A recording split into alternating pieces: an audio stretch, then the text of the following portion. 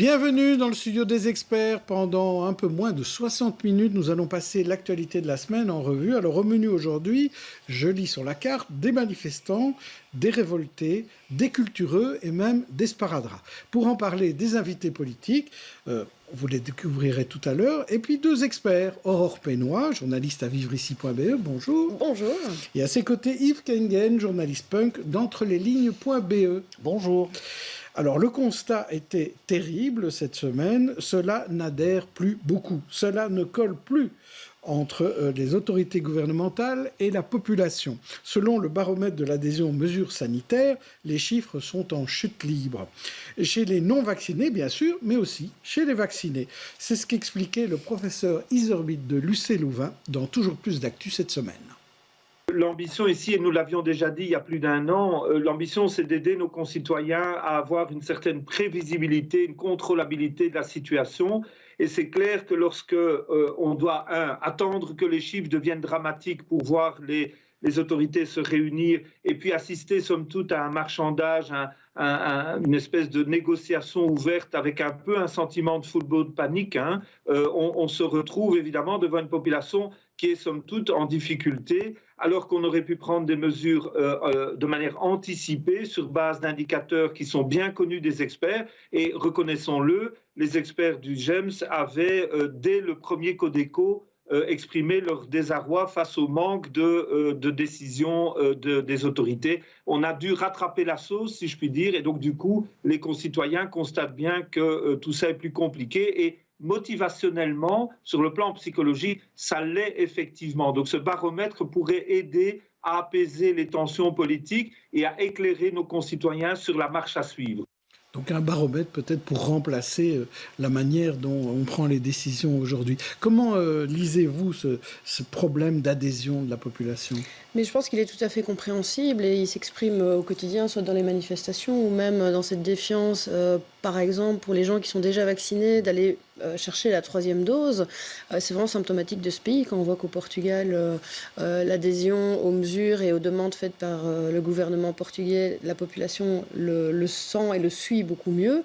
Je ne sais pas si ce baromètre va vraiment faire un wake-up call dans les différentes instances. J'ai pas l'impression. Et j'ai aussi quand même l'impression que ça a été dit et redit et que rien ne change. On est bientôt à 2 années de crise et on pourrait plus calculer les échecs que les bonnes idées, en fait. Alors, tout aussi optimiste, Yves Kengen ? Ben oui, parce que pour moi, il y a 2 aspects qui me semblent prépondérants dans cette affaire. C'est d'une part le manque de lisibilité des décisions. Donc je pense qu'il y a un vrai déficit de pédagogie dans la façon dont le gouvernement communique. Et puis alors, il y a la cacophonie que constitue ce Codeco, où on a appris maintenant que les tractations politiciennes qui se trament dans le dos de citoyens, avec la NVA qui intervient pour sauver un événement, et toutes les décisions sont prises tributairement à des détails de ce genre. C'est insupportable pour la population de se rendre compte que finalement, les décisions qui concernent leur vie quotidienne sont tributaires de disputes internes des partis politiques.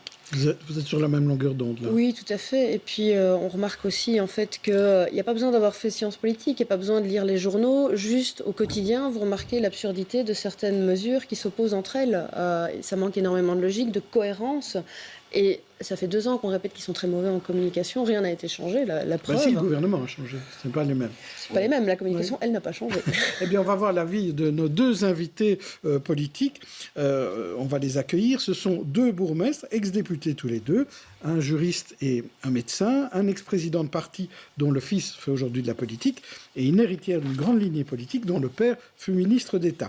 L'un du sud-est de la région, l'autre du Grand Ouest, tous les 2 dans la majorité régionale qu'ils entrent.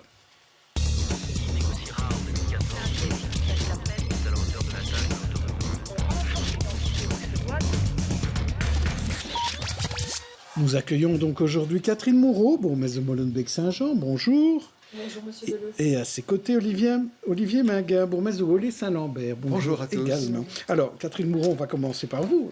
Vous êtes médecin, donc. Comment vivez-vous ce manque d'adhésion de la population, et notamment des Molenbeekois, mais pas que, vis-à-vis des mesures sanitaires prises par les différents gouvernements? Je n'en parlerai pas tout à fait comme vous. Je parlerai simplement de la difficulté à vivre une crise longue. Cette crise, elle est très très longue pour nous tous. À titre personnel, je la trouve longue, ma famille la trouve longue, tous les fonctionnaires communaux la trouvent longue, tous les citoyens la trouvent longue. Et ce qui est en train de se passer, et qui est plus grave aujourd'hui pour moi qu'hier, c'est nos enseignants et notre personnel soignant, on la trouve terriblement longue. Et eux, on est en train tout doucement, et on va peut-être analyser les causes ensemble, on est en train tout doucement de les dégoûter. Ça, c'est ce qui m'inquiète vraiment beaucoup à cette étape-ci. Ça, c'est ce qui m'inquiète. Vous pensez que ça, justement, c'est la même chose quand on dit qu'il y a un manque d'adhésion parce qu'il y a une lassitude et une grande fatigue? Non, c'est deux choses différentes. Mais donc, je pense qu'il y a une partie du fait de ne plus adhérer qui est liée à la longueur de la crise et qui est normale. C'est ça que j'essaye de dire. Ça, il y a une partie juste parce que c'est un marathon, on a des gens qui quittent la course. C'est difficile de tenir aussi longtemps. Et quand on est dans un marathon, le coach doit être un peu différent du coach de sprint. Et c'est vrai que de ce côté-là, ma foi, on a parlé de la pédagogie, on a parlé de la lisibilité, on a parlé de la cohérence. Tout ça sont des choses qui font un meilleur coach de marathon, évidemment. Il faut changer de coach? Une crise longue, non, je ne vais pas dire ça. Je veux dire que les qualités pour maintenir l'effort, voilà, dans une crise aussi longue, sont un peu différentes de celles qu'on peut avoir, dont on peut avoir besoin dans une crise plus courte. Et on est en train de vivre une crise très longue, et donc on doit s'adapter à ça. Alors, est-ce que le baromètre, c'est la solution miracle? Sincèrement, je ne le crois pas. Je pense que c'est une bonne idée, on pourrait essayer. Maintenant, on va peut-être mettre très longtemps à se mettre d'accord. On va sans doute pas tout prévoir, parce que qui aurait prévu qu'on doive masquer les enfants à partir de 6 ans? Donc on peut aimer ou pas cette mesure. Aujourd'hui, c'est vrai, le virus est puissant dans nos écoles. C'est un énième variant qui est plus contagieux chez les enfants. Ce sont des choses qu'on n'avait pas prévues il y a 6 mois. Et donc on aurait fait le baromètre il y a 6 mois, on n'aurait peut-être pas été capable de mettre ce qu'il fallait dedans. Donc je pense qu'il faut être très humble, aussi bien au niveau des politiques qu'au niveau des journalistes, au niveau des experts. On doit tous être très humbles. Et experts, c'est pas juste ceux qui sont autour de la table aujourd'hui. C'est tous les experts. On doit être très humble dans cette situation parce que c'est une crise inédite, c'est très difficile. Et donc il y a des choses qu'on aurait pu prévoir. Quand Yann Yambon ne regarde pas ce qui se passe de l'autre côté de la Méditerranée pour prendre ses décisions de on enlève tout et on fait n'importe quoi parce qu'on a atteint un certain pourcentage de vaccinés, c'est de la bêtise parce qu'il n'a pas regardé convenablement ce qui se passait ailleurs. Mais certaines autres erreurs, à vrai dire, elles sont quelque part légitimes dans une crise aussi longue. Alors, Olivier Minguin, je vous voyais abonder apparemment dans le sens de ce que disait Catherine Moreau sur l'humilité notamment. Oui, je crois qu'en effet, pour les décideurs politiques, certainement que, vous savez, on a la propension à vouloir dire à chaque étape de décision, oui, on va aller vers un mieux. On va enfin atteindre un objectif qu'on va sortir de cette crise sanitaire.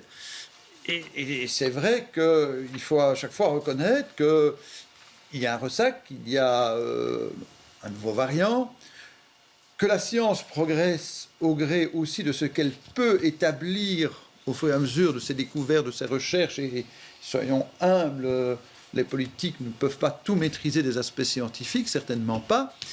Et je crois qu'on a péché par excès de confiance à certains moments. Et qu'on n'a pas pris la mesure de la longueur de la crise et qui risque encore d'être très très long, peut-être même sur plusieurs années, je n'en sais rien, mais c'est probable, même si je crois que les progrès de la science feront que petit à petit, il y aura peut-être un traitement par voie médicamenteuse, il y aura peut-être encore des adaptations du vaccin. Ce qui est quand même très difficile de faire admettre par l'opinion publique, c'est qu'on a laissé entendre que le vaccin, et c'est vrai, on y a cru que le vaccin allait vraiment faire en sorte qu'on allait retourner vers une vie plus ou moins normalisée. Et puis finalement, le vaccin est protecteur. Il est protecteur notamment contre les formes les plus graves de la maladie, en tout cas pour un certain nombre de personnes. Et ça, c'est un très grand bienfait, mais qu'il n'éradique pas la transmission. Donc, on est tenu maintenant de faire preuve de pédagogie de la patience. Mais quand vous dites on a péché, vous parlez des autorités politiques ou vous parlez de la population en général? Mais inéluctablement, comme je dis, les politiques le politique doit laisser quand même apparaître un message d'espoir, de confiance, de retour à une vie normale. Alors, bien entendu que les variations dans les mesures, tantôt on rouvre le champ des activités de manière très libre, et puis par moments on doit resserrer parce qu'on remonte avec des pics de contamination et d'hospitalisation, fait qu'on a le sentiment que le politique, finalement, il est ballotté par les événements qui le dépassent. Et peut-être parce qu'il n'a pas toujours pris la mesure de la gravité de la crise sanitaire sur le long terme. Voilà, c'est une leçon d'humilité. Est-ce qu'à un moment, il ne faut pas aussi que le politique fasse amende honorable et reconnaisse ses erreurs? Parce qu'on a l'impression que des erreurs qu'elles aient été commises, ça peut être entendu et compréhensible, mais on passe dessus... Non, moi je n'excuse pas pour autant... je ne suis peut-être pas en première ligne, mais nous assumons, là où nous avons des responsabilités, la co-direction, si je puis dire, de la gestion de la crise. Ce que je crois quand même qui fait problème en Belgique, c'est le manque d'unité de commandement dans ce type de crise. Je ne dis pas que ça résoudrait tout, mais au moins ça clarifierait les responsabilités. Vous voulez dire si Frank Vandenbroek était seul à décider, ça irait mieux? Mais je fais toujours une comparaison qui est peut-être un peu forte, mais avec les bourgmestres. Vous savez, à un moment donné, dans des situations de crise, les bourgmestres, ils ont une responsabilité personnelle très forte. Un pouvoir de décision quasiment exclusif, certes entouré d'experts quand nous sommes confrontés à des situations exceptionnelles, notamment de sécurité, de salubrité publique. Je trouve qu'à un moment donné, il faut arrêter cette partie un peu de cache-cache qui se joue au Codeco, où, selon les lobbies entendus par les uns ou par les autres, on demande une convocation du Codeco. Si on ne veut pas prendre soi-même la décision, c'est ce qu'on prête comme fait la semaine dernière au bourgmestre d'Anvers, on demande que le ministre-président de la région flamande exige toutes affaires cessantes une nouvelle réunion du Codeco alors qu'ils se sont réunis quelques jours auparavant. Ça fait perdre la confiance, incontestablement. Si le Premier ministre avait quand même le rôle d'arbitre ultime dans ce genre de circonstances, je crois que ça permettrait peut-être d'avoir une plus grande constance dans la manière d'apprécier la situation. À lui d'assumer la responsabilité politique plus personnelle, mais je crois que ça lui donnerait peut-être plus d'assurance pour donner un message moins variable et moins chaotique. Alors, est-ce qu'il y aurait plus de cohérence si le Premier ministre fédéral avait un peu plus les mains libres? Le gouvernement fédéral, à mon avis, probablement, oui. L'épisode qui m'a marqué, c'est vraiment celui que j'ai relaté tout à l'heure. C'est Jan Bon qui, quelque part, communautarise le déconfinement et en fait quelque chose qui est de la gloriole politicienne. On enlève les masques, tout va bien, la Flandre est merveilleuse, c'est le meilleur élève de l'Europe, etc. Et puis ici, la scène de la semaine passée qu'Olivier explique, avec finalement, le fédéral va prendre la responsabilité de refermer maintenant. C'est quand même très choquant. C'est évidemment extrêmement politicien et très éloigné de ce que les citoyens attendent comme une gestion de crise qui est une gestion justement qu'on attend au-dessus de la mêlée, qu'on attend sincère, qu'on attend sensée et rationnelle. On n'est pas dans quelque chose qui obéit à la rationalité scientifique ou à la rationalité du virus. On est quelque chose qui obéit à une forme de rationalité politicienne qui ne rend pas du tout service à qui que ce soit. Est-ce que vous voyez une lueur d'espoir? Tout à l'heure, on parlait il faut donner un peu d'espoir. Oui, tout à fait. Alors là, par contre, je vais peut-être être un tout petit peu à l'opposé de mon collègue. C'est-à-dire que je crois qu'à un certain moment, on a été en capacité de faire mieux plus vite et on ne l'a pas fait. Moi, je me souviens de Corrèze où quand même j'étais parmi ceux qui plaidaient pour aller plus vite. Et manifestement... Plus vite pour faire quoi? Plus vite pour vacciner? Non, plus vite surtout pour refermer un petit peu, pour éviter d'aller dans des catastrophes. Et alors, c'est vrai que là, ce qui est dit est juste. En tant que politicien, c'est très compliqué, tant que les citoyens ne sont pas du tout dans l'adhésion, de prendre des décisions difficiles. Donc, moi, peut-être que j'avais un petit peu plus, de compréhension de ce que c'est une exponentielle et de comment ça allait se passer au niveau viral. Mais je me souviens d'avoir plaidé et d'avoir eu l'impression d'être pas du tout entendu, alors qu'on aurait dû faire des choses plus vite, c'est vrai. Donc ça, moi, j'ai aucun doute. Je peux dire qu'on aurait dû faire à certains moments des choses plus vite et on l'a pas fait. Et il y a des choses qu'on aurait dû faire différemment et on les a mal fait. C'est toujours plus facile de le dire. C'est beaucoup plus facile après. C'est beaucoup plus facile après. Et ça ne dit pas encore, voilà, il y a un responsable, c'est lui. Pas du tout. Moi, non, mais là, vous étiez un groupe de 19. Voilà. Ouais. Et ce n'est pas très intéressant, à vrai dire, après. Mais donc par contre, par rapport à l'espoir... Par rapport à l'espoir, et là je me distingue un tout petit peu, par rapport à l'espoir et à ce qui nous attend, ici, quelque part, voilà, on a de nouveaux variants, on a parlé d'Omicron, on ne sait pas encore tout de ce variant, mais enfin, on s'est fort inquiété la semaine passée, et puis maintenant, c'est rassurant cette semaine. On est quand même, bon, voilà, on a quand même des virus qui sont déjà très puissants, qui sont déjà très contagieux, qui ont déjà touché un grand nombre de nos concitoyens. Si on prend les enfants, il y a déjà 10% des enfants à peu près en Belgique, quelque chose comme ça, qui ont été touchés. Évidemment, c'est sous-évalué. Parmi les adultes, sur mon territoire, parmi les adultes, il y a déjà... je ne sais pas dire un chiffre, mais énormément de gens qui ont été touchés, énormément de gens qui ont été vaccinés, énormément de gens qui ont été touchés et vaccinés.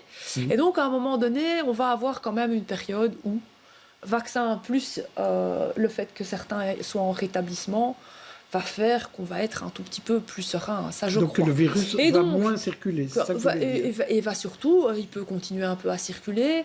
Je vais dire, chez nous, à la limite, il peut continuer un peu à circuler. Le problème, c'est dans les pays en voie de développement, où il circule massivement. Ça, c'est le vrai problème de la suite. Ça, c'est le moteur, et on ferait bien de se préoccuper de ce moteur-là aujourd'hui. Ça, c'est le moteur. Et donc, là où je veux en venir, aujourd'hui, ce qui est difficile, et ce qui éteint un petit peu l'espoir que je viens de dire, d'avoir finalement un déroulé plus agréable, moins de circulation du virus, moins de malades, etc. Quelque part, il y en a qui sont déjà morts. Ils ne sont plus là pour mourir une deuxième fois, ceux-là. Ils sont déjà morts. C'est aussi bête que ça. C'est aussi bête que ça, mais ils ne sont plus là. C'est la loi de la statistique. C'est comme ça. C'est comme ça. Mais donc, je veux dire, il y a l'histoire de la maladie et de la manière dont ça s'est passé qui fait que finalement, on va avoir une période un peu plus calme. Sauf, et c'est là où je veux arriver, sauf que nos enseignants sont très, très, très malades. Pas au niveau du Covid, mais au niveau du désespoir, du dégoût, de la difficulté. Et notre personnel soignant encore plus. Et donc ça, pour moi aujourd'hui, c'est ce qui doit être au cœur de l'agenda politique. Ça, c'est ce qui va permettre soit qu'on soit dans une nouvelle phase où on se sent un peu mieux, on est un peu plus libéré, on peut revivre un peu mieux, et on refait société ensemble, et on arrive à continuer, ou on délite complètement et on est sur des fautes structurelles majeures qui vont nous handicaper lourdement pour les 10, 15, 20 ans à venir, parce qu'on aura des enfants qui seront moins bien éduqués, on aura moins de professionnels de santé et d'enseignement qui seront vaillants, qui seront valides, qui seront motivés. Alors, je propose d'en parler quelques minutes. On parlera aussi en fin d'émission des tensions sociales, peut-être un peu plus du pouvoir d'achat, mais parlons un peu des problèmes du personnel des soins de santé. Profite qu'on a de nouveau un médecin à table. Si demain vous êtes ministre de la Santé, quelle est la première chose qu'il faut faire pour améliorer, parce qu'on a déjà fait le fonds blouse blanche, qu'est-ce qu'il faut faire en plus? Et après on demandera à Olivier Minguin son avis aussi. Merci de me poser la question. Alors tout d'abord, il faut savoir que ce gouvernement vient de rétablir une norme de croissance à 2,5%, ce qui n'avait plus été fait, et c'est énorme. Donc ça, il faut poursuivre. Oui, il faut poursuivre, et c'est très très important d'avoir une norme de croissance élevée, malgré un budget de l'État et des pouvoirs publics en général en berne. C'est très très important de maintenir un budget des soins de santé élevé.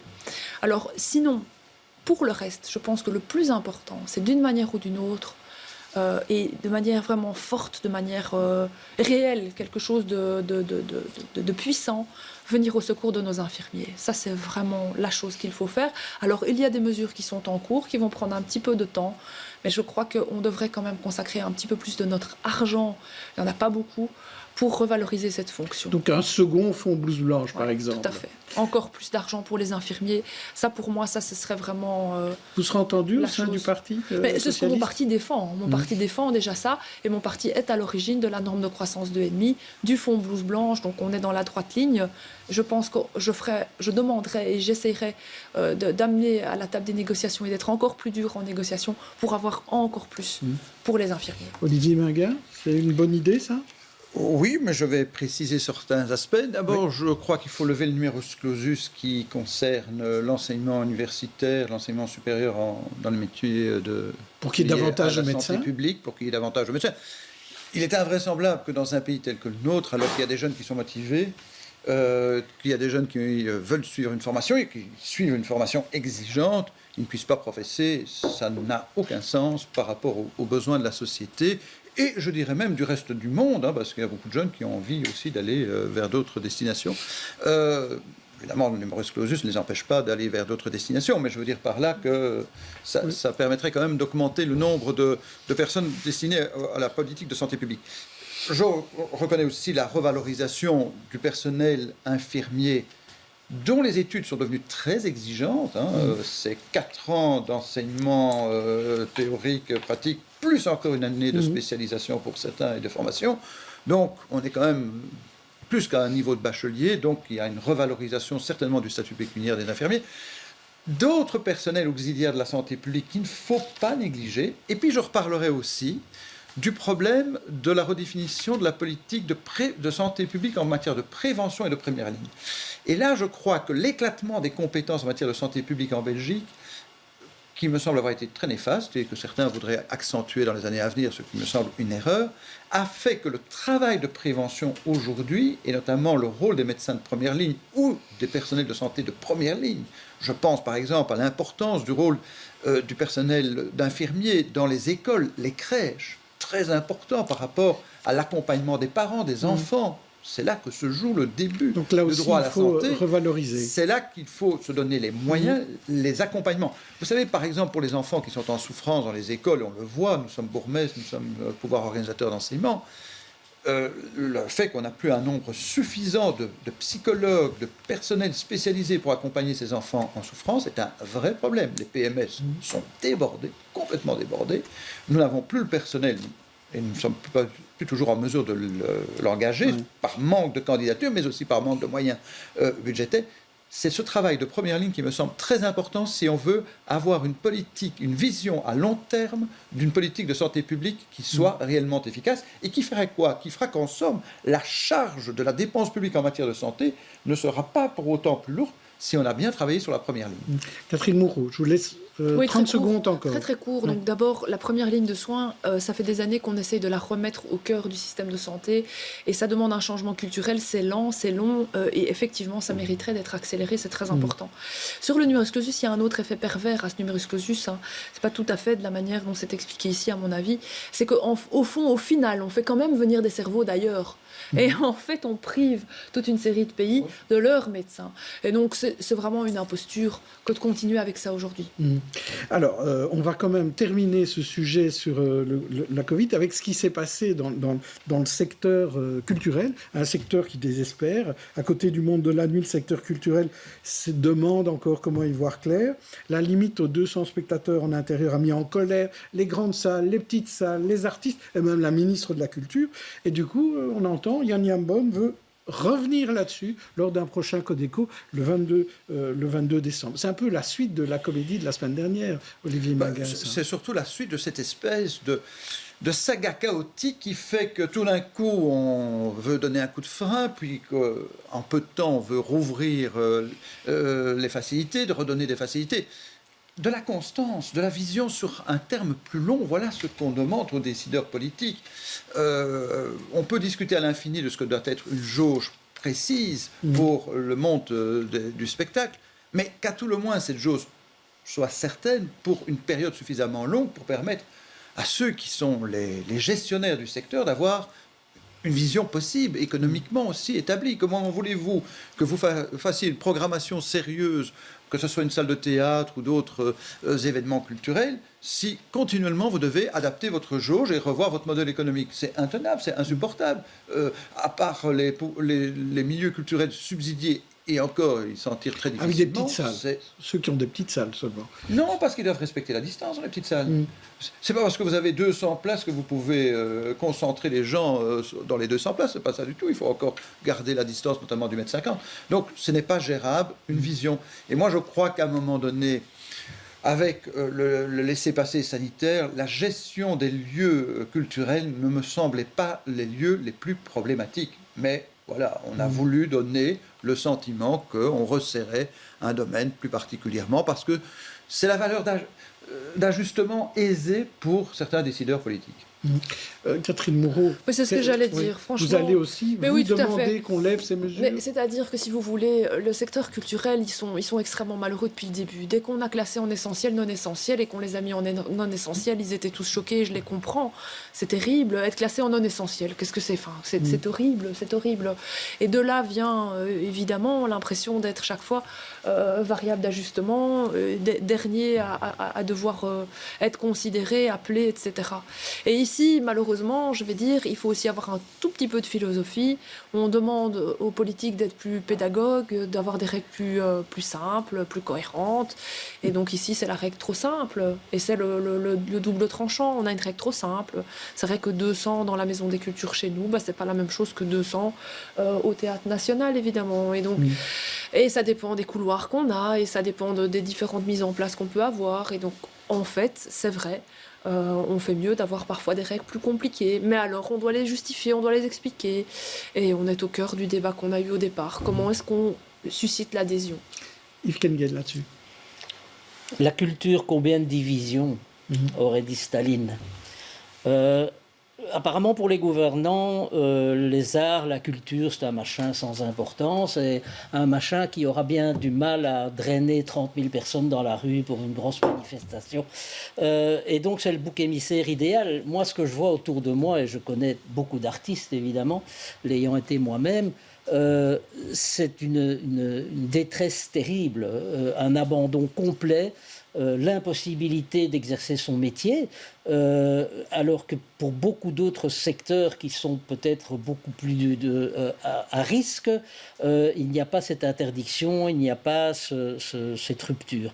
Je voudrais d'abord dire que le monde politique aurait bien tort de sous-estimer la capacité de mobilisation d'un secteur qui est meurtri, méprisé et poussé dans ses derniers retranchements.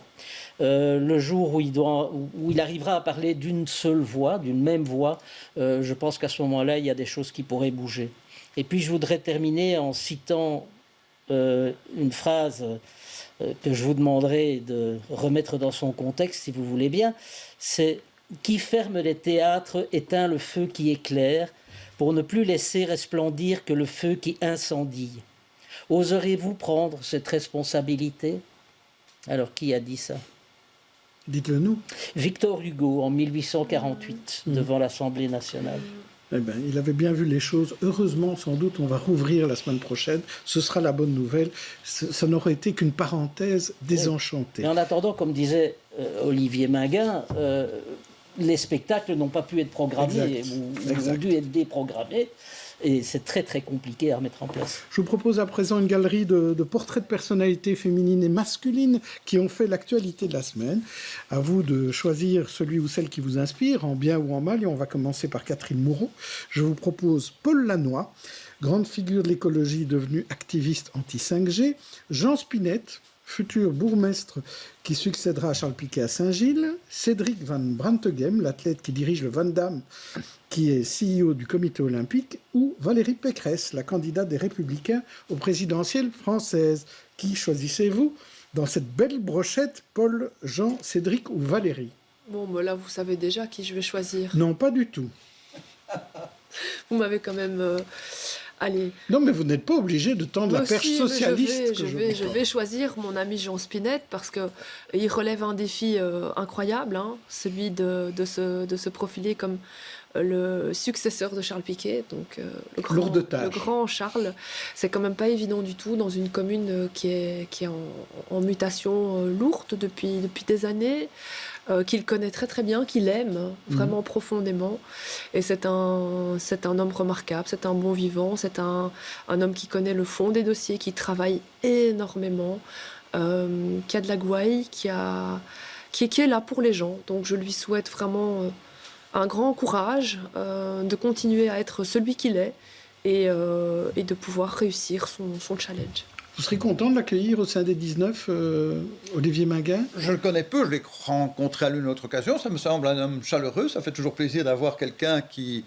On me dit qu'aussi c'est un homme de culture, voilà, oui, qui va certainement apporter aussi un regard pointu sur certaines évolutions de la vie.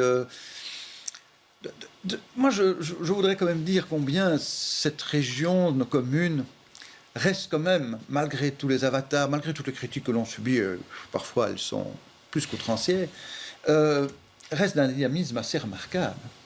Vous savez, et je le dis presque au-delà de tout aspect partisan, les communes donnent une dimension de vie particulière à notre région et aux habitants qui sont assez exceptionnels. Le dynamisme culturel, la proximité, la création de services.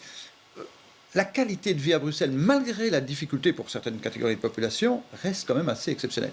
Et tant mieux s'il réussit son pari de cette mutation. En effet, Saint-Gilles, c'est intéressant de voir comment cette commune a évolué. Je dis ça parce que j'ai un peu de lien avec Saint-Gilles, puisque le siège de mon parti y est établi. Mais plus fondamentalement, alors moi, qu'est-ce que je dois choisir parmi les personnes? Non, pas du tout. Vous en avez 4 autres. Je vous demandais juste pardon, votre avis sur Jean Spinetta, et voilà, vous l'avez donné. à monsieur Spinetta. Déjà, Je on connais pas reviendrait plus que aussi ça. sur Mais son bien portrait, sûr, hein. vous aurez l'occasion. Alors, les 4 autres personnalités pour Olivier Minguin sont d'abord Pierre Rabhi, écologiste, surtout austère pour les uns, réactionnaire pour les autres, Gerda Postelmans, l'échevine bilingue de la culture française de Haut-les-Saint-Pierre, Emma Plascart, nouvelle championne du monde, ou Olaf Scholz, nouveau chancelier d'Allemagne qui a remplacé Angela Merkel. Qui choisissez-vous, Pierre, Gerda, Emma ou Olaf? Bon, Gerda, vous savez que j'ai été amené à intervenir un peu dans cette C'est un question. peu grâce à vous s'il était nommé d'ailleurs. Parce que, parce que Défi de Woluwe-Saint-Pierre était plutôt contre. Et vous avez tiré la sonnette d'alarme en disant il faut le c'est-à-dire faire. que je la connais ni d'Ève ni d'Adam. Hein. Je dis tout de suite, je ne connais pas cette personne. Enfin, je ne sais pas si on peut encore dire ça, ni d'Ève ni d'Adam. Vous pouvez toujours dire ni des lèvres, ni des dents. Vous ne la connaissez pas. Ou Voilà, ni point. de pomme, ni de serpent, si on fait une allusion biblique. Mais plus fondamentalement, Allez-y. un petit humour. Mais donc, je ne la connais pas personnellement. Non, j'ai trouvé que le problème avait été mal posé en ce qui concerne sa désignation à devenir échevine. Le fait qu'elle ait des origines, qu'elle soit d'expression néerlandaise première langue, ça ne me semblait pas être un motif pouvant justifier son éviction, même pour être désignée responsable de la culture d'expression française dans sa commune. Par ailleurs, on dit qu'elle vit beaucoup en français, qu'elle a élevé ses enfants en français. Bon, j'en sais rien, ça ne me regarde même pas. Donc, je ne trouvais pas que c'était ça le problème. Le problème, c'était de savoir quels étaient les engagements politiques qu'elle allait prendre pour la promotion de la culture dans sa commune. Voilà, donc cette question. Mais moi, je salue le nouveau chancelier allemand pour une majorité qui est assez inédite en Allemagne. Et je ne sais pas si vous avez vu la séance d'installation et de prise de fonction du chancelier au Parlement. D'abord, moi, j'aime bien que la prestation de serment se fasse devant le Parlement. Je ne veux pas évincer le rôle de Sa Majesté le Roi, qu'il faut bien occuper de temps en temps, mais plus fondamentalement, je trouve que le gouvernement, c'est devant l'Assemblée parlementaire, devant laquelle il doit obtenir la confiance, qu'il doit venir prêter serment. Voilà, si on doit faire une petite évolution de nos institutions. Et puis, plus fondamentalement, ça s'est fait avec élégance. Vous avez vu l'hommage rendu à Mme Merkel, sans heurts, une alternance démocratique sereine, respectueuse des institutions. Ça suscite aussi la confiance des citoyens et ça évite le refuge vers les extrêmes et les populismes. Bravo à cet exercice de démocratie en Allemagne. C'est vrai que si on compare ce qui se passe en Allemagne et ce qui se passe en France, on voit la différence. Catherine Moreau, Olaf Scholz, c'est ça que vous auriez choisi aussi? C'est une bonne nouvelle qu'un socialiste arrive à la tête de l'Allemagne. C'est tout à fait. Et alors, la coalition qu'il aura amenée est étonnante et nouvelle. Donc, des libéraux et des écologistes. Je lui souhaite bon vent. Je pense que quelque part, c'est probablement un gouvernement qui pourrait avoir une bonne entente avec notre gouvernement fédéral. Et ça, c'est une bonne chose. Vous vous ressemblez, c'est ça que vous voulez dire? C'est un peu la Vivaldi allemande. Oui, c'est un peu... Oui, voilà, je pense que c'est le même genre d'ADN de gouvernement et que c'est étonnant. Chez nous, on sait pourquoi on en est arrivé là et quelque part, les Allemands font un peu le même chemin. C'est étonnant. J'espère que ça va fonctionner. Alors, 5 infos de la semaine, laquelle vous a ravi, laquelle vous a déçu. On va commencer par vous, Catherine Moreau. L'eau qui va augmenter de 15%. À Bruxelles, les tensions entre la Russie et l'Ukraine, ou alors le boycott diplomatique des Jeux Olympiques d'hiver à Pékin, Steven Spielberg qui fait son propre West Side Story, ou encore les obsèques quasi nationales du grand Jojo à la basilique de Kuckelberg. Que choisissez-vous? Oh là là, dites, c'est dur de choisir. L'embarras du choix. Ah oui, c'est le choix de l'embarras, comme vous voulez. Bah écoutez, j'étais tout à fait triste d'apprendre la mort du grand Jojo. Qui est quand même une figure nationale remarquable, qui nous a emmenés tous à un moment ou à un autre de notre vie, souvent certains très très très très longtemps. Il faut savoir qu'il avait enregistré la plupart de ses tubes à Molenbeek-Saint-Jean. Et donc on a un lien particulier avec lui. Et puis moi, pour l'avoir vu encore il y a 2-3 ans, il était très en forme, toujours très agréable. Et c'est un grand monsieur qui nous quitte. Donc, vous allez donner le nom d'un boulevard un tunnel? Ou un tunnel? Je dirais certainement pas un tunnel. Olivier Minguin, une autre info qui vous énerve ou qui vous ravit? Les tensions Russie-Ukraine, je ne dis pas que je sous-estime les autres points, mais les tensions ça vous inquiète? Russie-Ukraine... Alors, je crois que ça force quand même une réflexion sur le rôle de l'Union européenne et son rôle qui pourrait être médiateur par rapport à ce type de crise. Ne sous-estimons pas l'expansionnisme de l'Empire russe, ça ne veut pas dire que l'invasion est pour demain, mais je crois qu'il ne faut quand même pas sous-estimer la conception dominante en Russie de ce que doit être à nouveau le prestige de la Russie par rapport à ses anciennes dépendances du temps de l'URSS. Je crois que l'Union européenne a été trop passive. J'entends que Joe Biden menace de pires sanctions. Je ne suis pas certain que ce soit de nature à impressionner le Kremlin. Et je crois que la reprise du dialogue, de désescalade des tensions, c'est l'Union européenne qui peut en avoir un rôle essentiel. Ça suppose qu'en effet, le couple franco-allemand, qui joue souvent un rôle moteur quand on a des tensions de ce type, puisse très vite se mettre au travail. Je crois qu'avec le nouveau gouvernement allemand, et on verra jusqu'où, évidemment, le président de la République française, M. Macron, va pouvoir poursuivre, alors qu'il va entrer en campagne électorale sans doute bientôt.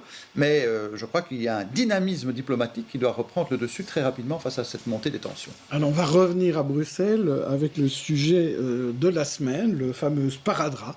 Ce sparadrap qui a collé à tout le monde, un peu comme celui du capitaine Haddock.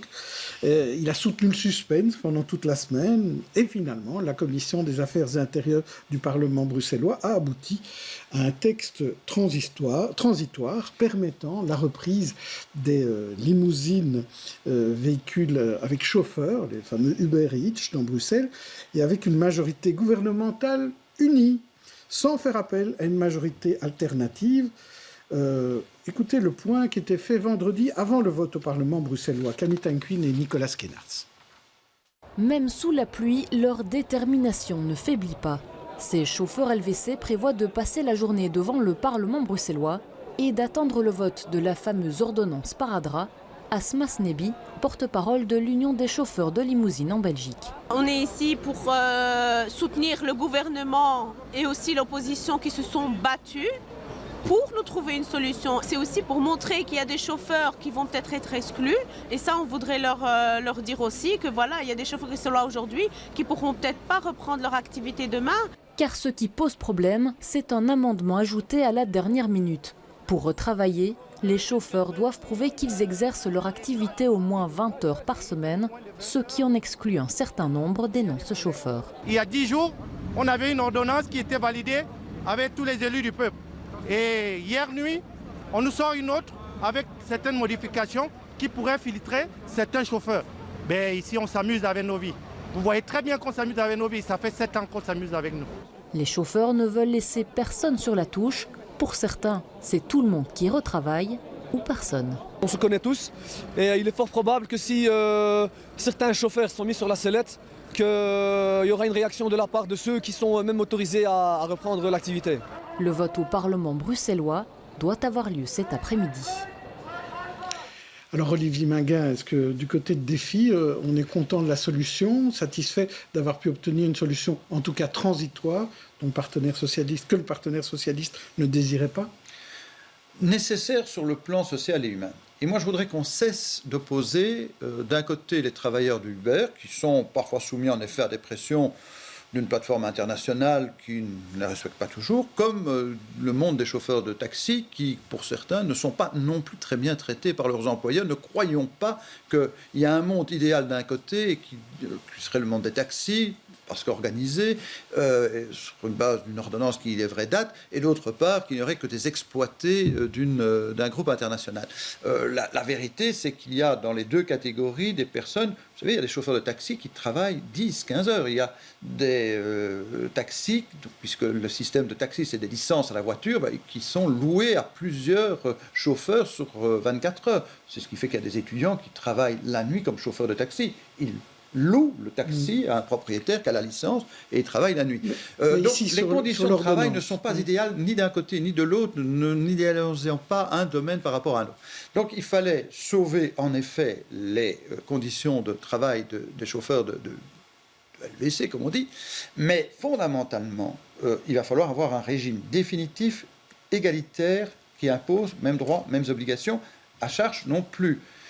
Sans donner l'avantage ou le privilège, que ce soit à une plateforme internationale d'un côté ou à des propriétaires de taxis qui parfois exploitent leur personnel. Donc c'est un grand chantier qui doit enfin être mené. Je me réjouis que le gouvernement se soit mis d'accord sur une réforme plus définitive du secteur des transports rémunérés des personnes.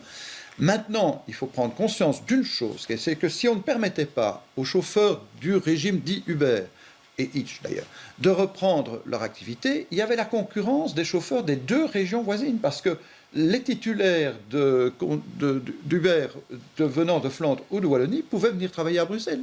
Le fameux arrêt de la Cour d'appel ne leur interdisait pas de venir, eux, travailler à Bruxelles, et Bruxelles n'est pas une île. Donc, fondamentalement, il était temps de redonner une chance à ces personnes d'avoir une activité raisonnable. Même en acceptant de ne considérer que ceux qui travaillaient plus de 20 heures par semaine et d'abandonner les autres. Dans les faits, comment on va contrôler les 20 heures hein, ça, concrètement, je ne sais pas très bien comment. D'abord parce qu'il y en avait qui ne travaillaient pas, qui travaillaient moins de 20 heures, c'est vrai. Donc on va pousser à ces personnes à travailler peut-être 20 heures, alors que c'était une activité complémentaire pour différentes raisons. Bon, est-ce que c'est souhaitable ou pas souhaitable ? Ça me laisse un peu perplexe, mais bonne chance pour aller contrôler, pour savoir quand on a 20 heures ou pas 20 heures de travail par semaine. Ça me semble être un grand point d'interrogation dans les faits. Mais si c'est une sorte de mesure dite psychologique pour rassurer, pourquoi pas ? Pour rassurer notamment ceux qui voyaient une menace de concurrence déloyale. On va peut-être laisser donner un avis à Catherine Moreau, parce que là, le PS est en pointe sur ce dossier-là. Écoutez, on a vu beaucoup de tiraillements au sein du Parti socialiste bruxellois. Quelle était votre position à vous ? Écoutez, moi je pense que menace de concurrence déloyale, c'est évident qu'il y avait concurrence très forte, et à partir du moment où le secteur des taxis a à respecter le droit social et toute une série de réglementations, et où Uber multinational qui flotte dans les airs comme ça a chaque fois une relation bilatérale avec chacun de ses travailleurs qui peut prendre, jeter, essorer sans aucune réglementation comme il veut, oui, il y a une concurrence. Il suffisait de voter un plan. Il y avait une évidence de concurrence déloyale. Après, si vous me permettez que je continue mon raisonnement... Si vous me promettez de répondre à ma question. Je vous promets de répondre à votre question. Je suis en train d'y répondre. Merci. Après, le fait qu'on soit maintenant face à ce type de multinationale qui, comme je l'ai dit, bilatéralise très fort avec finalement n'importe quel citoyen qui peut devenir un soi-disant travailleur sans aucune protection sociale et Kleenex qu'on peut jeter quand on veut, on n'a pas fini avec ça. On n'a pas fini avec ça. Ici, c'est la question taxi. Demain, on va le retrouver dans d'autres domaines et c'est très important de pouvoir se préoccuper de ce qui, pour certains, constitue une avancée extraordinaire de liberté. Le monsieur qui dit on va m'enlever ma nourriture, et pour les autres, un recul fondamental dans la manière de structurer le travail. Donc je partage, là je rejoins mon collègue bourgmestre de Woluwe-Saint-Lambert. Ce ne sont pas les personnes qu'on doit opposer, ce sont les systèmes, et arriver à pouvoir faire en sorte que chacune des personnes qui travaillent dans ce domaine puisse être protégée. Maintenant, on va peut-être passer aux réponses à mes questions. D'abord, quelle était votre position ? Parce qu'au sein du Parti socialiste, il y avait quand même une opposition. Ceux qui étaient d'accord sur une mesure transitoire et ceux qui ne l'étaient pas. Finalement, on en arrive à une mesure acceptée par tous. Mais donc on arrive à une autre mesure transitoire. Donc on est tous d'accord sur le fait qu'il faut des mesures transitoires dans le cadre d'un gouvernement qui n'a pas une feuille de route hyper précise sur ce point, ce qui est le cas sur d'autres points aussi, et ce qui demande donc par corollaire un travail durant la législature. Ici, moi, je félicite Rudy Vervoort d'avoir réussi à trouver une solution transitoire qui respecte le gouvernement. Et puis voilà, après, et alors honnêtement, on n'a pas terminé avec ce dossier, c'est certain. Non, et vous avez raison. On parlera encore de l'économie collaborative et de Deliveroo, etc., bien sûr. Mais ici, pour parler quand même du plan taxi, 7 ans pour un plan, c'est quand même long, non ? Quand on regarde ça avec un peu de distance. Oui, mais écoutez, dans d'autres pays, on a interdit Uber. Donc mais c'est un plan, ça. C'est un plan, voilà, c'est un plan. Mais ça veut dire quoi ? Ça veut dire quoi, monsieur Deleu ? Exactement ce que j'ai dit, c'est qu'il y a eu une majorité pour voter ça. Et ici, il n'y a pas eu de majorité pour voter ça. Et il n'y a pas encore eu non plus de majorité pour voter l'inverse. Et on a une solution transitoire. Et donc, je vous le dis, ce dossier n'est pas terminé.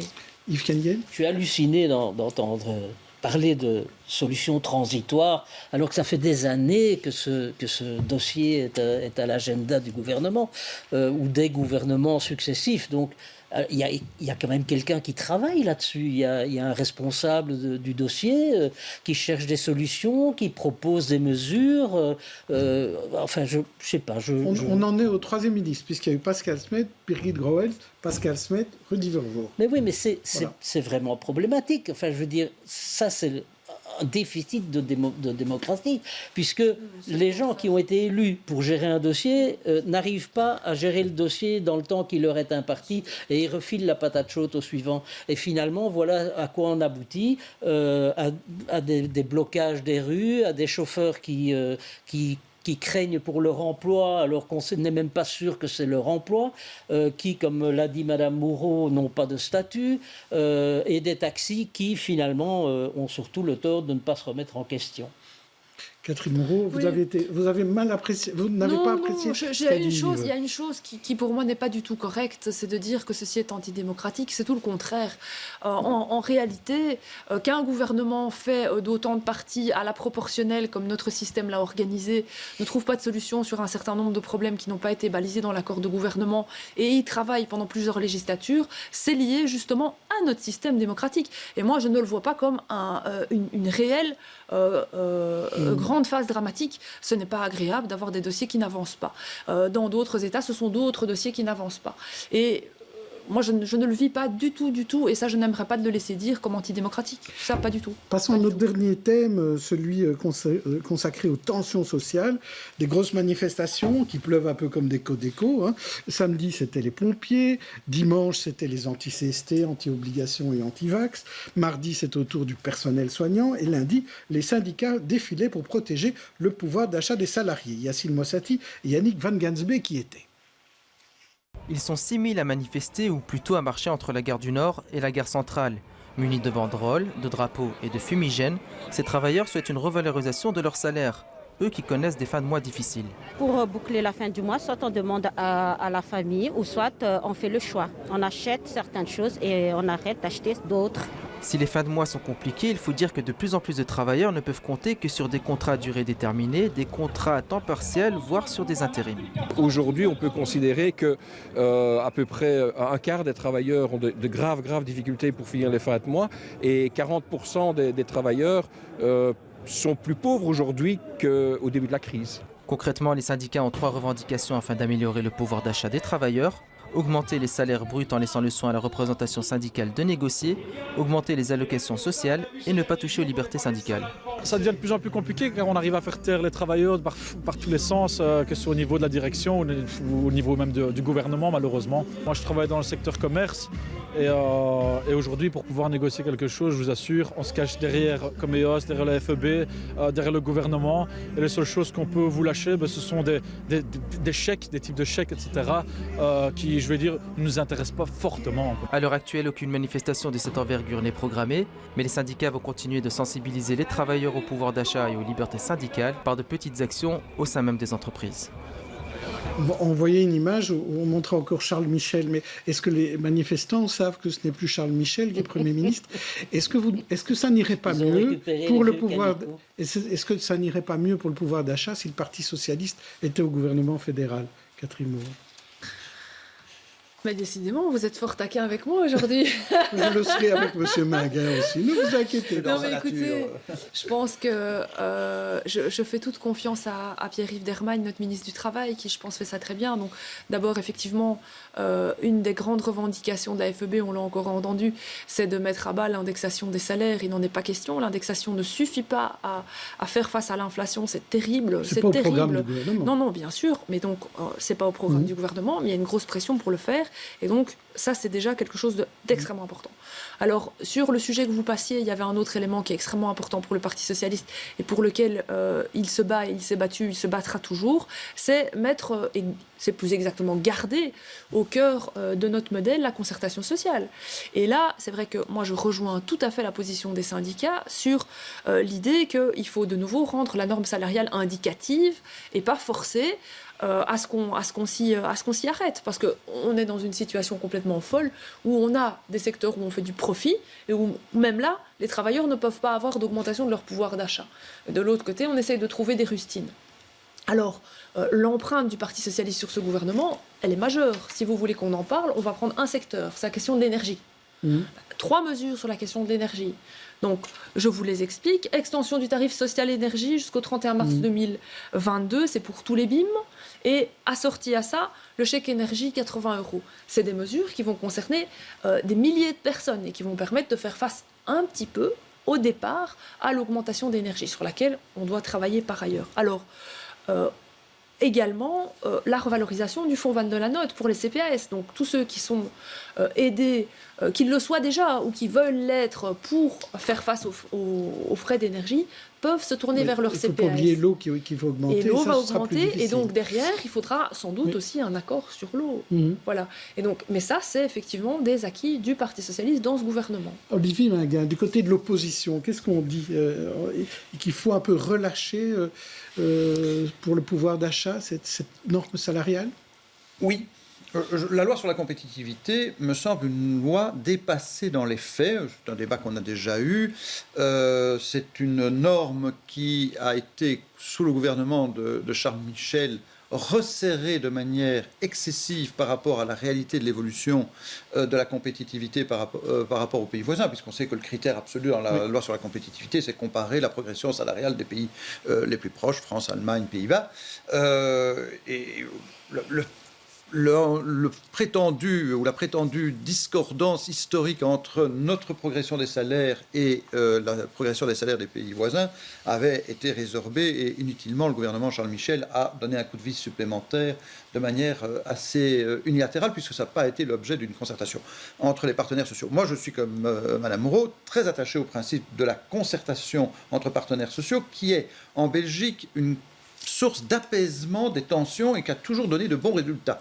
On l'a encore vu d'ailleurs, et ça a d'ailleurs sauvé le gouvernement il y a quelques mois, lorsque quand même il y a eu l'amorce d'un accord, il y a eu plus que l'amorce d'un accord, il y a eu un accord avec les partenaires sociaux sur une croissance, certes peut-être insuffisante aux yeux de certains, des salaires, les 0,4%. Oui. Bon. Alors, ce qui est vrai, et c'est là que notamment la norme salariale fixée par la loi sur la compétitivité est trop stricte à mon sens, c'est qu'elle ne permet pas aujourd'hui d'avoir une négociation suffisamment poussée secteur par secteur, voire même quasiment entreprise par entreprise, au regard des réalités économiques de chaque secteur. Ça, je crois que c'est une erreur, parce que je dirais même que dans la recherche d'une croissance économique, libérer un peu plus dans certains secteurs le pouvoir, la rémunération, la croissance de la rémunération, a un effet d'entraînement bénéfique pour la croissance économique, pour les finances publiques, et ainsi de suite. Donc, je crois que là, ceux qui veulent toujours faire une restriction, je dis toujours que la croissance du salaire n'est pas l'ennemi de la croissance des entreprises, quand c'est bien maîtrisé et bien pensé. Mais visiblement, on est plus dans le dogmatisme absolu, parfois des deux côtés d'ailleurs, tant pour ceux qui croient que tout est possible en termes de croissance de salaire que pour ceux qui croient qu'il faut toujours limiter la croissance. Je reconnais votre en même temps. Et oui, parce que je crois que la société demande de nouveaux équilibres. Alors, dans les nouveaux équilibres, il y a un vrai problème, ce sont les temps partiels, et plus particulièrement les rémunérations des femmes qui, soumises à des horaires scindés parfois, des temps partiels, sont les plus dévalorisés en termes d'égalité salariale. Et là, je ne comprends pas que ce problème ne soit pas pris à bras-le-corps par les autorités gouvernementales. Et je ne dis pas que c'est propre uniquement au seul gouvernement fédéral, quoique c'est largement en partie sa responsabilité. C'est un vrai débat qu'il faudrait porter avec les partenaires sociaux, car aujourd'hui, ce sont ces personnes-là, je ne dis pas qu'il n'y en a pas d'autres, mais ces personnes-là qui sont les plus menacées de précarisation, ou qui le sont de manière de plus en plus accentuée. Et là, il y a un travail de fond à faire absolument et en urgence. Je laisse un petit mot de conclusion à Catherine Moreau, parce que je vois qu'elle voulait ajouter quelque chose. Oui, non, écoutez, sur le fait qu'il ne faut pas tout accepter, comme je le rejoins assez fort. C'est pas vraiment la proposition qui est faite. Nous, on se bat et on pense que c'est la voie naturelle dans laquelle on doit aller pour un salaire minimum de 14 € de l'heure, qui n'est pas encore acquis dans notre Belgique. Aujourd'hui, on s'est battu avant pour le relèvement des pensions minimum avec le 1500 €. Mais c'est... Notre naturel, c'est de se battre pour les travailleurs et on le fait. Et aujourd'hui, sincèrement, si vous me demandez... C'est difficile. Mais ce n'est pas que c'est difficile, c'est que je pense que notre place, elle est bonne dans le gouvernement. On agit, on obtient énormément. Je l'ai montré sur l'énergie, où on est en train de travailler maintenant. C'est-à-dire que vous obtenez plus, au sein du gouvernement, que le PTB à l'extérieur. C'est tout à fait évident. Nous agissons, nous ne faisons pas que parler. Et donc, demain, après les mesures dont j'ai déjà parlé en énergie, on va aussi sur une mesure plus structurelle qui doit toucher de manière juste, équitable, un grand nombre de citoyens sur la question énergétique. Ce sont des choses que de l'opposition, on ne fera pas, évidemment. Voilà. On passe à nos coups de cœur. Sorry. Mais le coût de l'énergie, sur les sources. Là, c'est les coups de cœur. Et le coup de cœur d'Aurore Pénois, tout d'abord, avec un livre, s'il vous plaît, avec un livre, une BD. Oui, parce que c'est pas vraiment le fait qui est un coup de cœur. Je vais vous parler d'Innovation 67. C'est sur évidemment l'incendie bien connu ici à Bruxelles. C'est un livre de Patrick Weber et de Baudouin Deville. Je dirais qu'une grosse partie. Il y a deux choses très intéressantes dans cette bande dessinée. La première, c'est qu'il y a toujours un carnet d'explications qui revient sur les faits et autres. Et la deuxième, c'est que ce livre, encore aujourd'hui, eh bien, il permet, et les fêtes approchent, donc c'est toujours pratique, mais de relancer en fait des souvenirs, des explications. J'ai été fort étonnée de voir qu'autour de moi, que ce soit au niveau des collègues ou que ce soit des voisins, beaucoup de personnes ont encore des souvenirs très précis de cet incendie et j'ai un peu l'impression qu'il y a un effet de mémoire qui se dilue tout doucement et donc je trouve que cette collection qui revient sur des grands moments bruxellois est assez intéressante. C'est l'occasion. Alors vous, Yves, vous vouliez nous parler d'un train. Oui, je vous invite à vous mettre dans la peau d'Hercule Poirot dans Le Crime de l'Orient Express et de visiter ce train mythique au Train World à la gare de Schaerbeek. C'est magnifique, ça fait rêver. Et surtout en ces périodes où on s'interroge beaucoup sur la mobilité de demain, ça remet au centre du jeu les bons vieux wagons-lits.